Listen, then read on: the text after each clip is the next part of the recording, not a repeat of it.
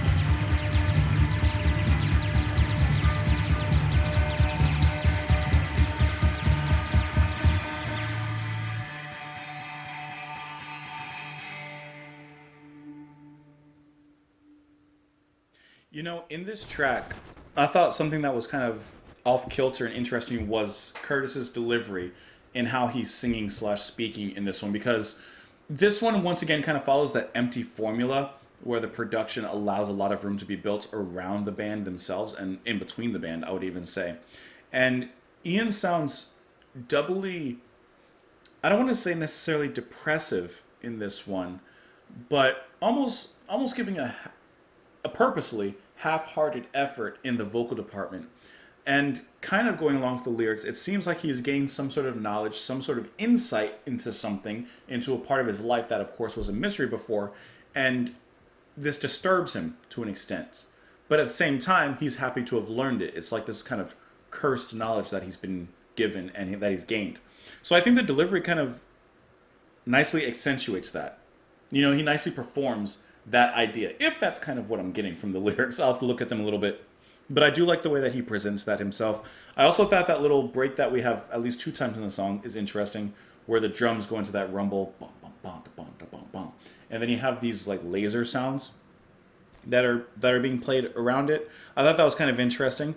The song is hollow, but deliberately hollow, you know? So I think that's kind of cool, you know, especially coming off of the last track, which I think this is a nice follow-up after that particular track. Let's get into these lyrics, though, because I think a little bit more is going to be revealed here. Guess your dreams always end. They don't rise up, just ascend. But I don't care anymore. I've lost the will to want more. I'm not afraid, not at all. I watch them all as they fall. But I remember when we were young. So just by the way that he's describing the lyrics and the timeline, he says, I remember when we were young, and how now he doesn't dream anymore. When you're young, you're very idealistic. You dream, you fantasize about the future, the things you can do, you know, just the dreams you have. There's opportunity and potential in your future. But sometimes, not all the time, sometimes reality is like a slap in the face when you're an adult and you realize, oh man, maybe it's just not going to happen the way I had perhaps envisioned it and perhaps I wanted. Those with habits of waste their sense of style and good taste, of making sure you were right. Hey, don't you know you were right? I'm not afraid anymore. I keep my eyes on the door, but I remember. The lines, he keeps his eyes on the door, I kind of take that in 2 different ways. He keeps his eyes on the door as if something's coming in, and he wants to, of course, be aware and wants to know when that thing comes into the door, metaphorically. Or he's looking at the door as a way of escape in case his space is invaded in some way. You know, and I think that this all is relating kind of what he said to dreams and reality, basically. Tears of sadness for you, more upheaval for you. Reflects a moment in time, a special moment in time when we wasted our time. We didn't really have time, but we remember when we were young.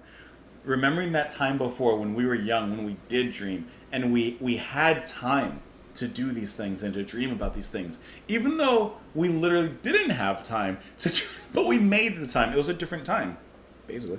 And all God's angels beware, and all you judges beware. Sons of chance, take good care, for all the people not there. I'm not afraid anymore, I'm not afraid anymore. Oh, I'm not afraid anymore. So I think he, you know, when he says sons of chance, take good care, like, it's worth taking the risk and worth taking the chance to pursue your dreams. And once someone realizes that they can follow their dreams and possibly achieve their dreams, there's no one that's going to stop them. God's angels, judges, no one's going to stop them. And it is worth the chance to be taken, even if it doesn't always, you know, even if it doesn't always work out in the end. So I think that's what we're kind of getting here from this track. Now, looking at some of the information for this one on Wikipedia, it says that Hannett recorded Curtis' vocals for Insight down a telephone line so he could achieve the requisite distance. Hannett later said Joy Division were a gift to a producer because they didn't have a clue. They didn't argue. I like that. So the producer was allowed to get whatever sound the producer wanted out of them, and they were just kind of easy to work with, just like go with the flow. So that's interesting about the distance, recording your vocals in this particular track through a telephone line. Interesting. Hey, let me know what you guys thought, though, of the track. You can let me know in the comments down below. You can follow me on Twitter. You can support the channel on Patreon. Hope that you enjoyed your time here. Come back tomorrow. You never know what we're going to serve up. Well, I know because I have a schedule, but you never know what I'm going to serve up. So I will see you all later. Bye.